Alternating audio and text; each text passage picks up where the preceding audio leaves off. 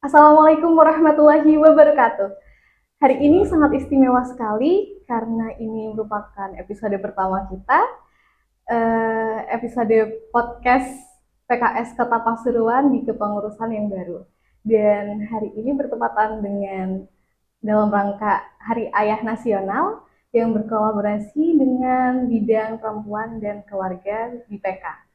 Sebelumnya perkenalkan saya Sevi yang akan bersamai Anda dalam podcast kali ini. Dan tentunya saya tidak sendirian karena saat ini saya ditemani dengan sosok ayah yang luar biasa yang merupakan juga seorang ketua DPD PKS Kota Pasuruan.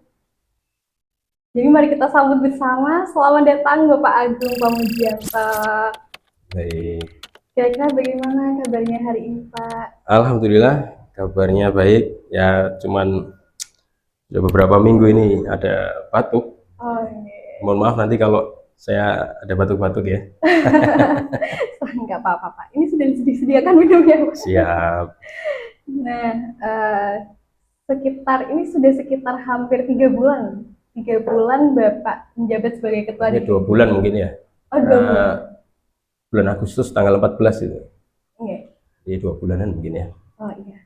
Nah, kira-kira gimana sih Pak rasanya sudah menjabat sekitar 2 bulanan sebagai ketua?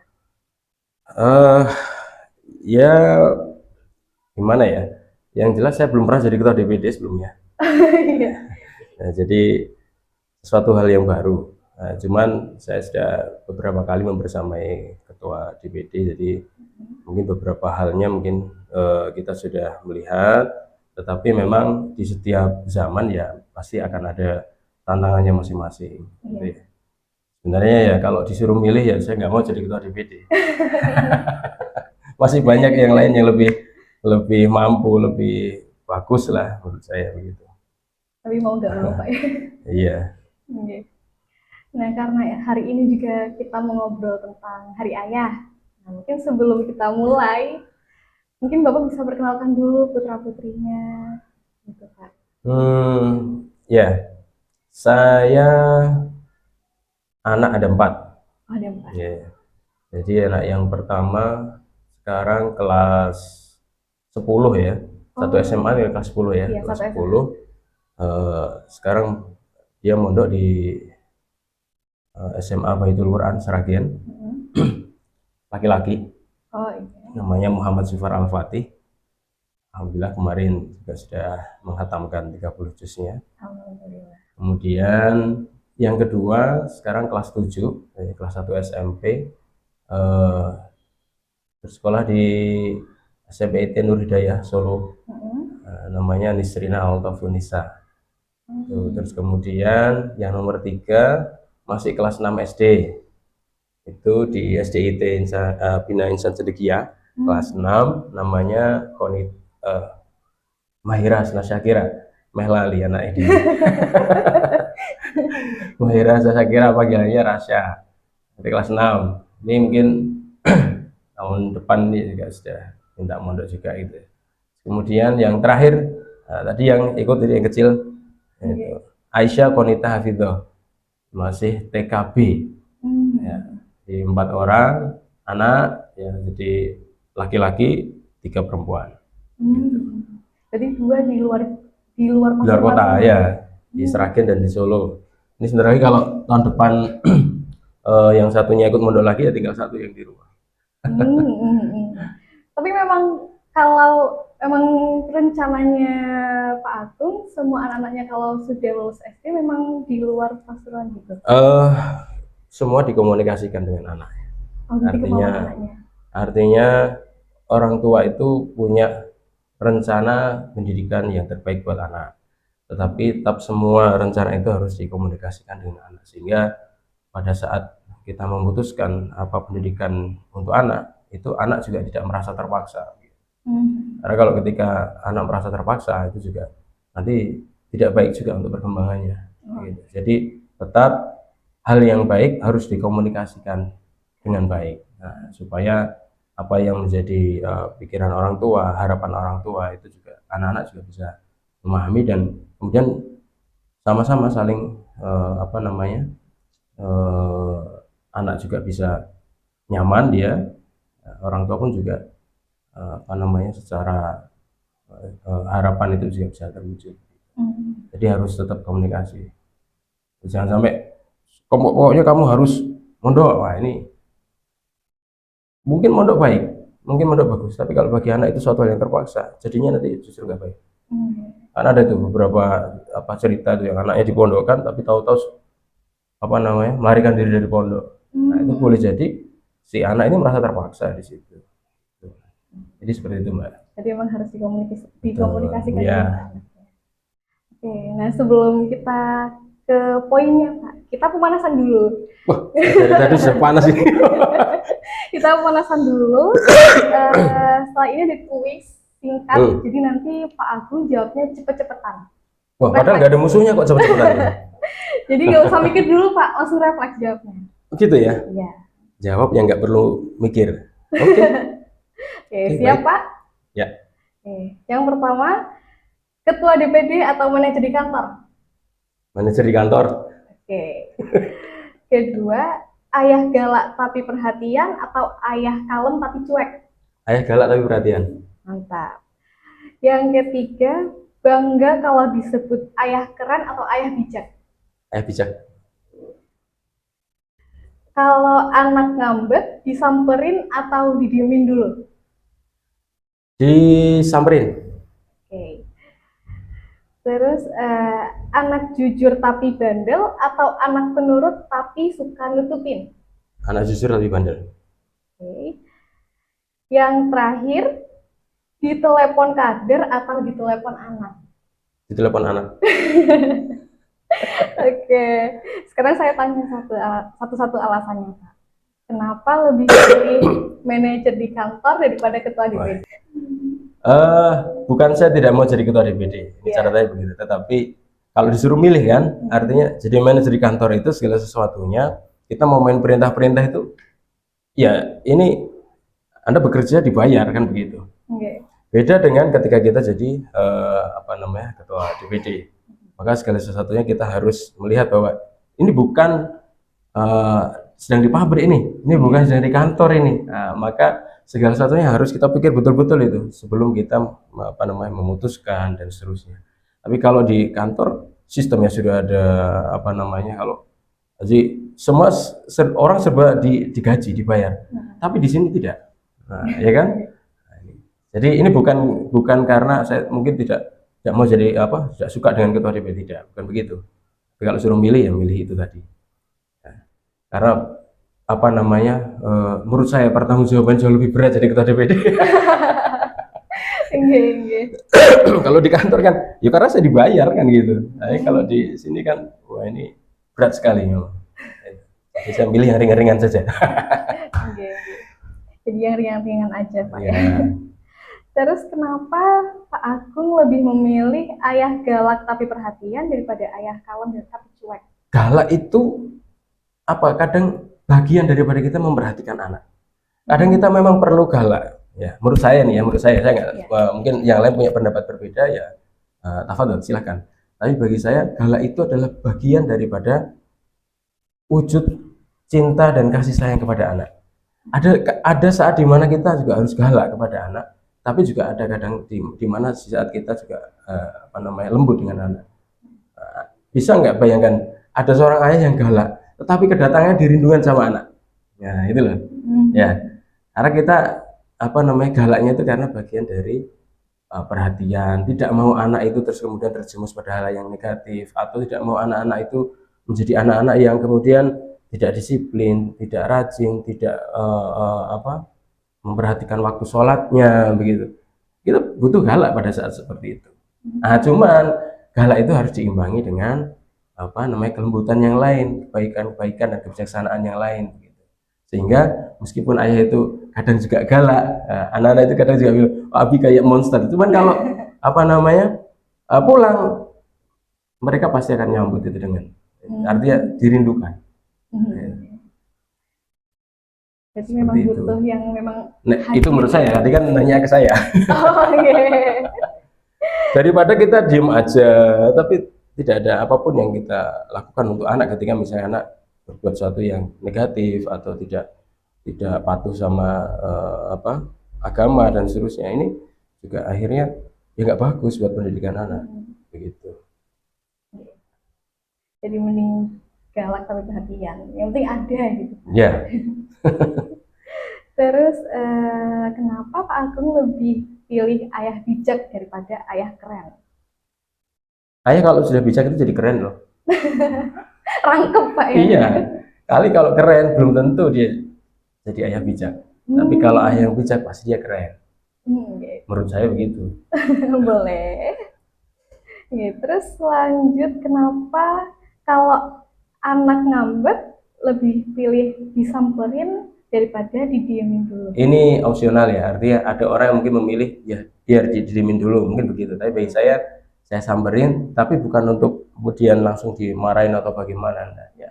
Kadang anak itu dimarahin ayahnya, kemudian dia ngambek. Kalau tidak ada tempat untuk dia tidak ada pelukan, tidak ada ada yang memperhatikan, ya mungkin dia merasa aku kan sing ini nggak ada yang melindungiku, nggak ada yang membela aku begitu.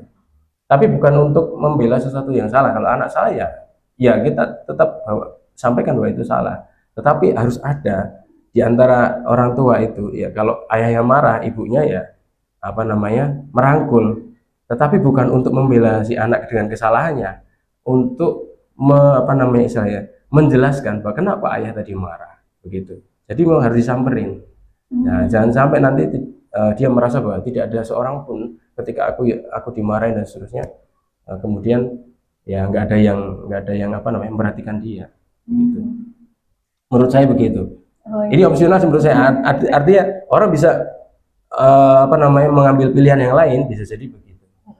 Terus sekarang kenapa Pak Agung lebih memilih anak yang jujur tapi bandel daripada anak penurut tapi suka nutupin? Jujur itu tidak hanya di rumah, karena kejujuran itu dimanapun, ya, termasuk nanti dia di sekolahan, kemudian di dunia kerja, di lingkungan. Jujur itu penting, integritas itu penting, ya. Dia mungkin bandel, biasa anak-anak bandel, saya dulu kecilnya juga bandel. Cuman ketika anak kemudian tidak berani jujur, kemudian dia harus berbohong, itu menjadi kebiasaan juga buruk nanti akibatnya. Maka di masa-masa yang akan datang dia akan menjadi sosok atau seorang yang ya tidak bisa jujur, tidak bisa menjaga integritasnya. Pasti masa depannya juga pasti akan menjadi tidak bagus gitu. Menurut saya nggak apa-apa bandel, anak bandel itu biasa, tinggal kita nanti ngarahkan, tinggal kita mengingatkan, kita nasihati, dan itu kewajiban orang tua memang. Tapi biasa anak bandel. Cuman kejujuran itu mungkin barang yang istimewa, ya. Jangan sampai anak terus kemudian dia nggak berani ngomong jujur, akhirnya dia berbohong, dan sebenarnya kebohongan itu akan memunculkan kebohongan berikutnya. Dan itu didikan yang tidak bagus menurut saya untuk anak. Gitu. Saya pikir begitu. Nah, terus yang terakhir Pak, kenapa Bapak lebih milih ditelepon anak daripada ditelepon kader? Telepon anak itu istimewa banget. Istimewa banget. Hari ini saya ada jadwal di telepon anak tahap pertama. Anak di pondok ini kan ada jadwal nelpon tuh. Wah, itu kalau Mbak Sevi nanti sudah punya anaknya di jauh, itu kalau telepon anak itu luar biasa, istimewa banget. Apalagi kalau pas di telepon anak nanya, "Abi sehat?" Itu luar biasa Mbak, rasanya di sini. Betul begitu. Coba tanya Pak Bendi. Apalagi nanya Pak Agung ini ya juga kan. Iya. Terus pondok juga. Jadi saya istimewa, di telepon anak itu istimewa. Sama seperti ketika kita sudah berkeluarga kemudian jauh dari orang tua, maka nasihat saya untuk kita semuanya yang masih punya orang tua yang di jauh tempatnya, kalau yang di dekat mungkin setiap hari bisa ketemu, tapi yang jauh misalnya di luar kota orang tua kita, sempatkan itu telepon. Saya kadang sama istri juga begitu, telepon ibu, telepon bapak gitu. Karena ternyata kita sendiri merasakan ketika ditelepon anak itu luar biasa. Itu sudah menjadi obat rindu kita sama anak. Mungkin anak ini dulu yang waktu kecil kita kita rawat ya, kita sayangi begitu. Ingat waktu kecil dia nakalnya seperti apa, dan sekarang jauh, dia udah punya keluarga, jarang nelpon, itu sedih banget. Makanya Mbak Sevi kalau nanti sudah jauh sama orang tua, jangan sampai lupa untuk nelpon, ngasih kabar, tanya kabar orang tua begitu. Itu luar biasa banget Mbak. Begitu. Kalau saya sendiri sudah orang tua udah nggak ada semua, jadi nggak ada yang saya telepon, jadi nelpon kita kalau mertua gitu. Jadi telepon itu buat untuk mengobati rasa rindu orang tua terhadap anak kita. Betul. Dan karena podcast kali ini kan spesial momen Hari Ayah Pak ya, apalagi judul yang kita angkat itu sangat-sangat menarik. Jadi satu ayah hadir, 1000 generasi terus selamatkan. Masya Allah. Nah, kira-kira menurut Pak Agung sendiri, versi terbaik ayah hadir bagi keluarga itu bagaimana Pak? Hadir. Iya. Kalau hadir berarti ya secara fisik hadir. Artinya pertama ya dia ada waktu untuk anak.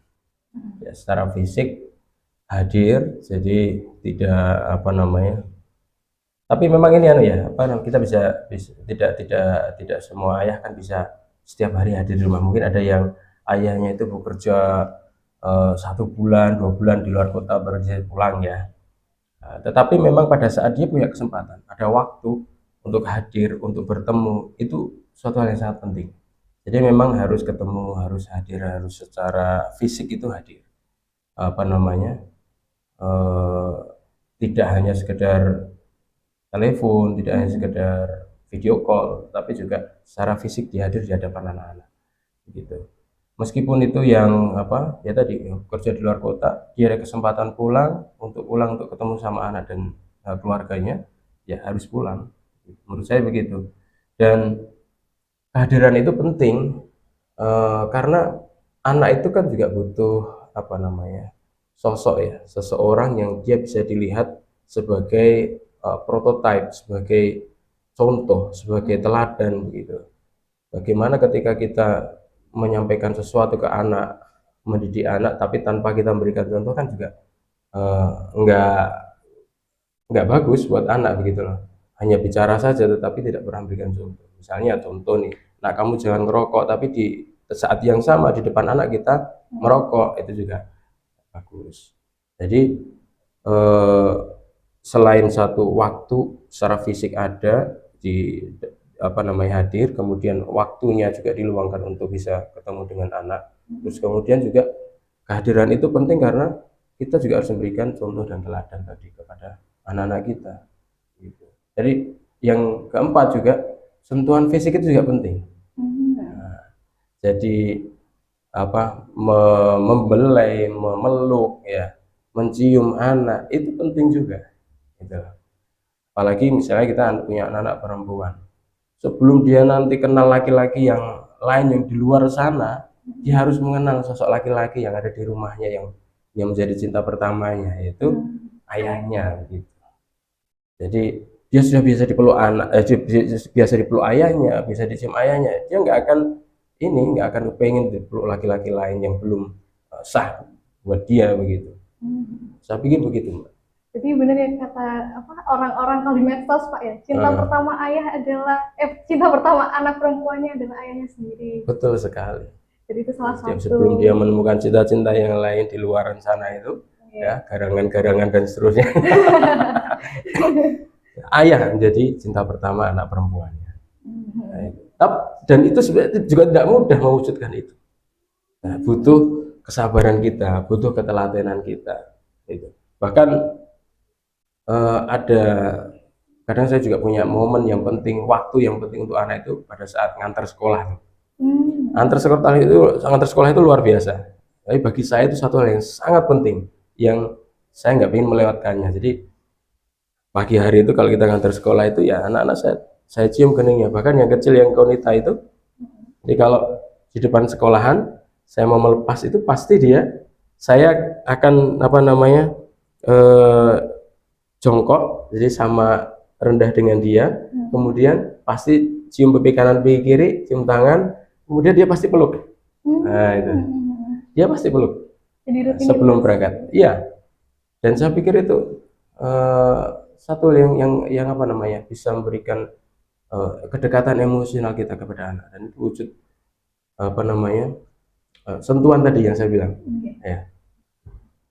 Bahkan kalau saya ada waktu untuk bisa jemput dia sekolah, mungkin saya pas libur atau pas cuti, itu kesempatan untuk jemput. Jadi, dan dia senang banget itu kalau dijemput ayah, karena satu yang langka. Suatu yang langka. Langka. Kenapa langka, Pak? Ya kan saya hanya bisa nganter. Nah, pas jemput kan sudah di kantor. Gitu. Jadi kalau pas saya ada waktu untuk jemput dia, senang banget ya. Anak-anak itu senang banget. Dari kejauhan tuh udah wah gitu. Itu kalau anak-anak di Pasuruan. Iya, di sana pun juga begitu. Kalau pas kita apa namanya jenguk, meskipun yang laki-laki itu ketemu abinya begitu, jadi langsung lompat dia, langsung peluk gitu. Masya Allah. Padahal dulu waktu kecil sering marahin juga. Nah itu yang saya sampaikan di awal. Bagaimana kita menjadi ayah yang memang galak gitu ya, tapi galak itu karena sayang kita, sehingga galak kita itu tidak apa namanya kemudian menghilangkan kerinduan anak kepada kita, kasih sayang anak kepada kita. Nah, kalau yang tadi kan ini sosok ayah yang hadir ya Pak ya, menurut versi Pak Agung. Nah, sekarang katanya seperti susah judul yang tadi, satu ayah hadir 1000 generasi terselamatkan. Nah, mungkin agak terkesan lebay Pak ya. Nah, tapi kira-kira apakah memang benar bahwa kehadiran ayah itu memang memberikan dampak yang sebesar itu Pak? Iya, saya pikir itu benar sekali. Makanya bagi para ayah, ketika kita memang punya waktu untuk anak-anak, gunakan waktu yang kita miliki itu untuk bisa dekat sama anak, memberikan pendidikan yang terbaik buat mereka secara religi, secara hal-hal yang lain yang baik untuk anak di masa depan. Seperti di Al-Quran, Nabi Ibrahim itu kan kalau diceritakan di Al-Quran itu kan apa namanya, bertemu Nabi Ismail itu kan nggak banyak pertemuan yang dilakukan, tapi pertemuannya itu adalah sesuatu yang sangat berarti.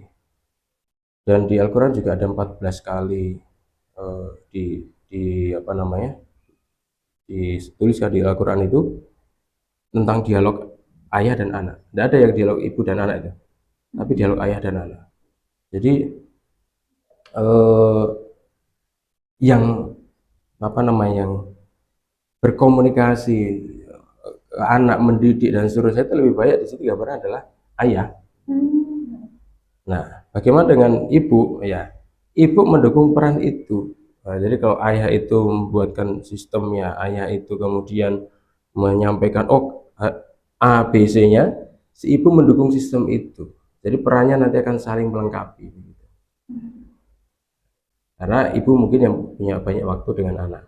Jadi misalnya, ini aturan di rumah seperti ini ya. Nah, ibu nanti yang mendukung sistem untuk menerapkan itu bersama dengan anak-anak.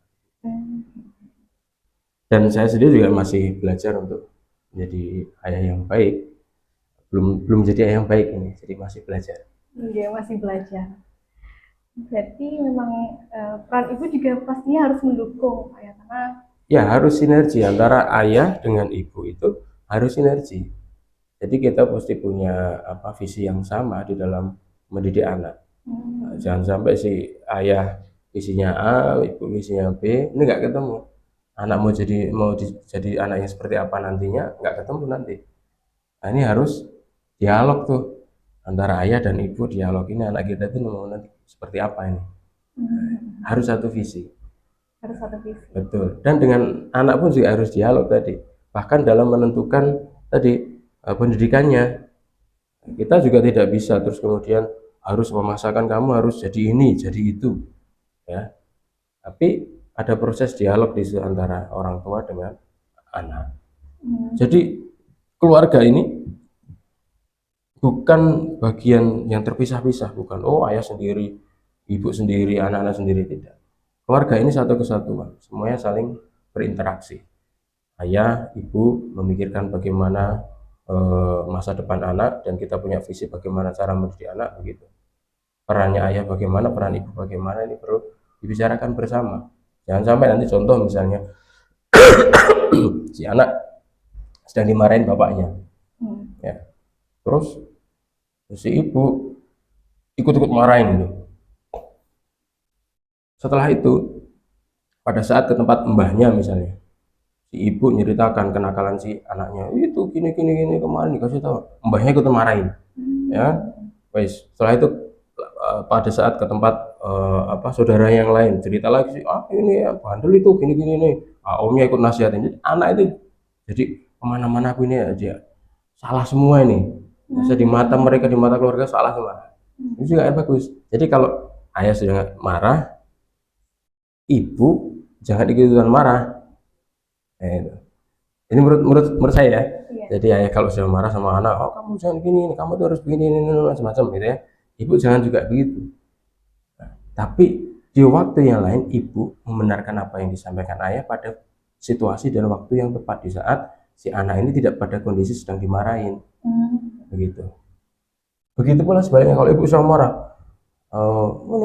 kamu nak suruh ini disuruh itu, kamu nggak begini, ayah, itu kamu itu ini, wah ini si anak itu akhirnya aku tak keluar aja deh di rumah, aku tak main saja di rumah. Dia akan menemukan sesuatu yang nyaman di luar akhirnya.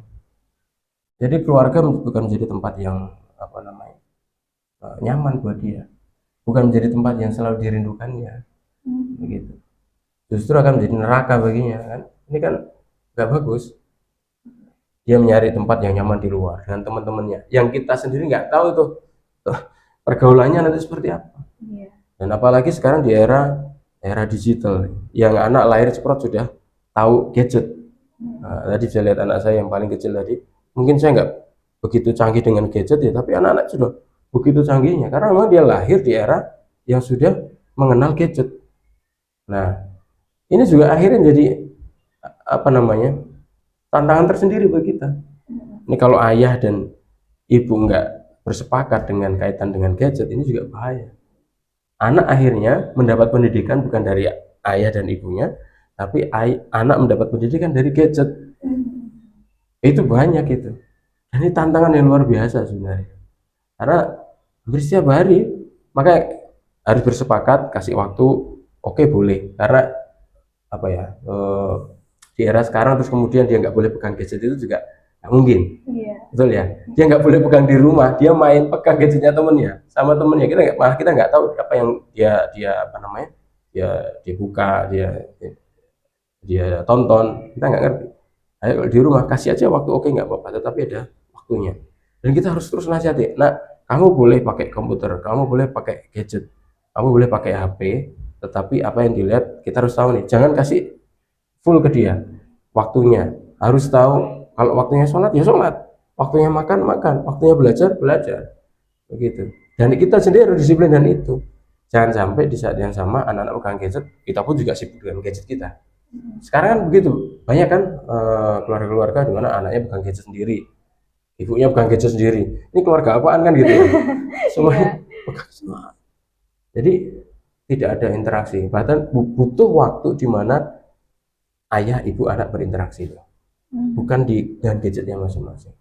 Nah, ini buat para ayah zaman now yang sibuknya itu luar biasa, Pak. Tapi masih pengen ada waktu untuk anak-anaknya. Apalagi berkaca seperti Pak Agung yang juga bekerja, tapi di samping itu juga mengemban tugas sebagai ketua DPD, tapi juga ada tanggung jawab sebagai ayah juga untuk anak-anak. Nah, kira-kira ada nggak ya quality time ala-ala Pak Agung gitu untuk keluarga?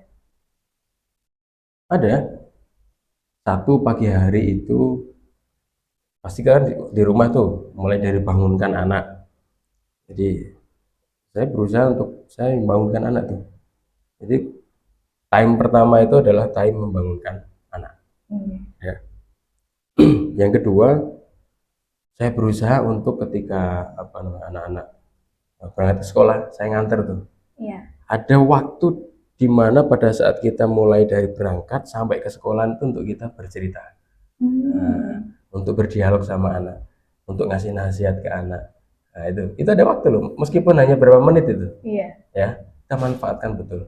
Terus kemudian di tengah-tengah kesibukan kita, misalnya sebagai ketua DPD ada rapat, ada apa, kalau memungkinkan untuk kita, anak bisa kita ajak nggak apa-apa, selama dia nggak mengganggu aktivitas kita.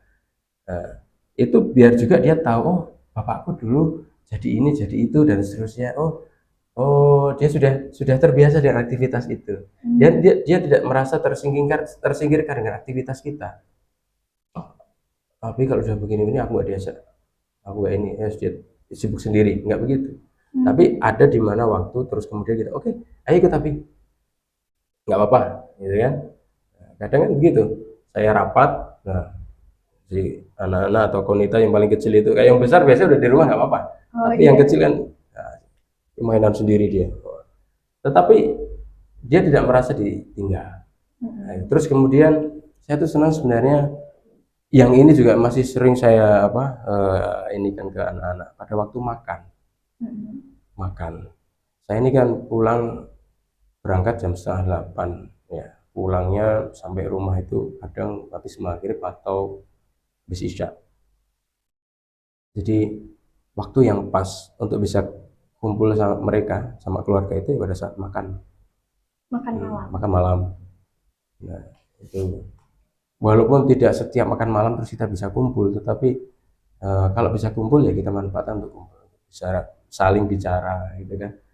Lihat anak-anak cerita tentang sekolahnya, tentang aktivitasnya hari itu. Nah, dan yang paling penting lagi, pada saat kita punya waktu sama anak, terus kemudian dia bercerita, ya usahakan kita bisa menjadi pendengar yang baik. Gitu. Jadi, dan usahakan jangan sampai keluh kesah kita itu disampaikan pada saat itu dengan anak. Sudah keluh kesah kita dengan pekerjaan, dengan apa-apa, dengan istri aja pada saat malam mau tidur gitu. Tapi pada sama anak kita lebih banyak mendengarkan, gitu ya. Tapi saya berusaha untuk ketika ada waktu, ada kesempatan, ya kita gunakan dengan sebaik-baiknya. Itu quality time menurut versi saya. Begitu Mbak Sevi. Nah, ngomong-ngomong nih Pak Agung ini kan pasti nggak tiba-tiba berubah jadi ayah gitu kan, tidak. Pasti pasti ada fase di mana Pak Agung ini jadi anak, terus remaja dan seterusnya. Nah, kira-kira ketika dulu waktu masih jadi anak-anak, ada nggak masa-masa Pak Agung ini bandel sama bapaknya? Ada. Tapi ini cara tadi ya Pak, saya bersama dengan ayah itu sampai saya kelas 2 SMP mau naik kelas 3, karena saya mau naik kelas 3 SMP itu ayah meninggal. Tapi yang paling berkesan bagi saya, sosok ayah yang ini ayah saya ya, itu adalah cara dia mendidik anaknya itu dengan disiplin ala-ala militer. Oh, iya sih. Kebetulan saya, adik-adik saya itu kan semuanya laki-laki tuh. Pernah ada adik perempuan tapi meninggal waktu usia 8 bulan. Jadi praktis kita tinggal 3 anak, itu laki-laki semua, dan saya yang paling tua. Mungkin bapak saya berpikir anak yang paling tua ini harus dididik dengan disiplin, dengan ini macam-macam, karena dia nanti akan kasih contoh buat adik-adiknya. Dan itu ya terjadi. Ayah tidak ada, saya harus menggantikan peran ayah tuh untuk didik adik-adik saya. Ada yang nomor 2, nomor 3 begitu. Hal militer Mbak. Jadi pagi hari itu sudah ada aktivitas yang harus saya lakukan sebelum masuk sekolah. Pagi bangun, aktivitas ibadah ya, terus kemudian bersih-bersih. Itu wajib setiap hari itu saya nyapu dalam rumah, luar rumah. Tapi sebelum nyapu bawah, itu yang atas harus dilap dulu tuh. Gitu. Jadi barang-barang perabotan semua dilap dulu. Setelah dilap kan kotoran pasti rontok turun ke bawah. Nah, debu-debu. Nah, baru itu nyapu. Di dalam ruangan nyapu, semua kamar. Terus tempat tidur setelah kita selesai harus diberesin tuh semua. Tempat tidur nggak boleh ini. Wes. Sampai luar nyapu. Nah, sepeda motor bapak harus dilap semua.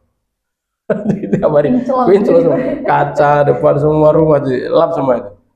Nanti begitu, siang pun juga begitu, siang sore juga begitu, melakukan hal yang bersih-bersih rumah. setiap pekan sekali, maka tas, sepatu, sepeda harus dicuci. Saya itu kalau tidak malam minggu nggak boleh main tuh. Jadi mulai setelah maghrib sampai dengan isya waktu belajar sudah. Tidak boleh main. Setelah habis isya boleh makan malam, terus kemudian setelah itu tidur. Nggak boleh main. Tapi kalau malam minggu boleh, tapi harus izin dulu. Nah, kalau nggak izin, Nggak boleh. saya pernah suatu ketika, ya saya walaupun seperti itu saya bandel. Suatu ketika jadi bilangin kamu apa namanya nggak boleh main ke sungai itu. Dulu di dekat rumah itu perumahan itu ada sungai namanya Kali Jenggot. Nah, itu ada gedung itu apa ya? Ada bendungan di bawahnya itu dalam gitu ya. Oh nggak boleh main di situ, nggak boleh mandi di sungai. Wah saya juga sering mandi di sungai. Suatu ketika saya mandi tuh, saya nggak menghiraukan orang tua, mandi di situ dan terjadilah saya tenggelam. Wah, tenggelam di situ tuh sampai berapa menit itu ya di dalam itu nggak nggak apa namanya saya waktu itu kan belum bisa berenang karena pakai apa itu tepuk pisang itu loh. Iya. Merucut nggak apa merucut terlepas tenggelamlah saya di situ. Nah itu beberapa menit saya wes sudah mau ini saya tapi tahu di atas sudah apa ada tepuk lewat lagi gitu. Wah saya berusaha ngeraih, ternyata teman saya yang bawa ke tepuk itu selamat saya mikir wah ini orang tua memang bener ya, nasihatnya jangan suruh mandi sungai begitu. Suatu ketika juga karena saking takutnya sama ayah, saya itu dulu sering apa apa nih ini bukan kebanggaan ya nyuri anu apa namanya apa itu tebu. Nah, terus makan tebu itu kan pakai arit itu ya. Iya. Nah, itu saya udah dibilang sama orang tua itu nggak boleh ini. Akhirnya pada saat oncek tebu itu kupas tebu itu pakai arit itu nih terkelupas ini kena arit ini kewel-kewel gitu. Nah ini kan ada bekas jahitan. Itu waduh saya nangis nangis bukan karena sakit, nangis karena takut dimarahin. Galak sekali bapak saya, galak.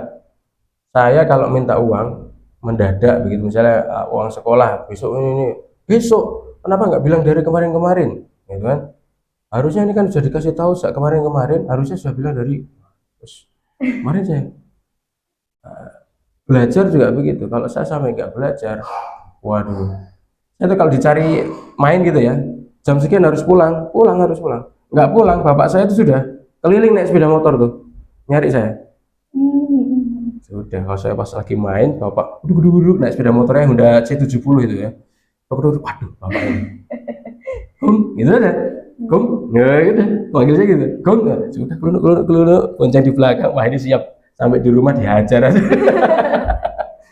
Itu begitu jadi disiplin meskipun saya bandel tapi didikan itu yang akhirnya membuat saya juga seperti ini sekarang. Artinya kalaupun saya dianggap bagi saya hari ini saya sudah sangat bersyukur dengan kondisi saya dan itu adalah hasil dari didikan ayah saya.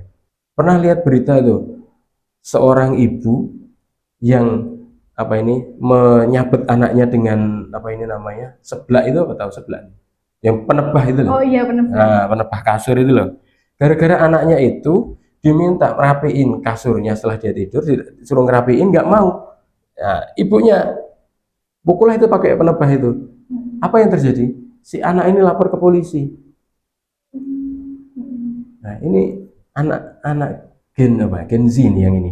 Nah, beda. Dulu kita disabet sama kayu sama sapu aja kita langsung nurut itu.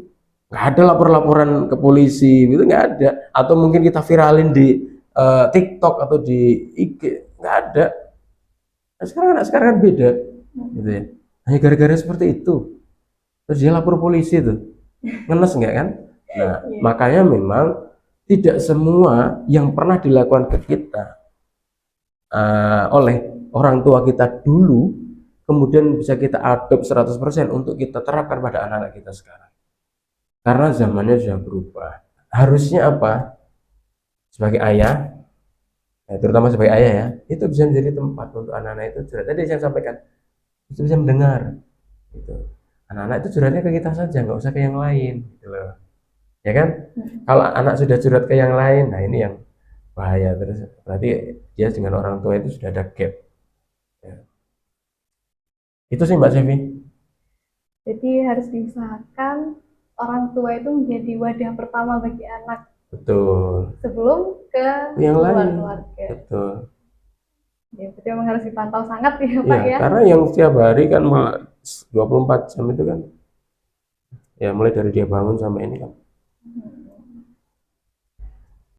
Nah, jadi terima kasih banyak Pak Agung Sama-sama. atas pencerahan yang ringan tapi isinya itu daging semua.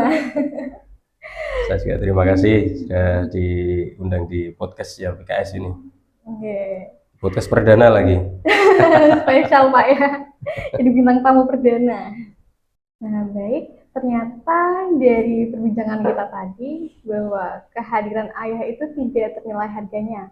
Dan hari ini, di hari ayah ini, mari kita ubah pandangan bahwa ayah itu bukan hanya sekedar ATM berjalan, tetapi juga pemimpin jiwa dan pembangun karakter. Pesan terakhir untuk semua ayah, mulai hari ini jangan lupa untuk selalu hadirkan dirimu seutuhnya untuk anak-anakmu.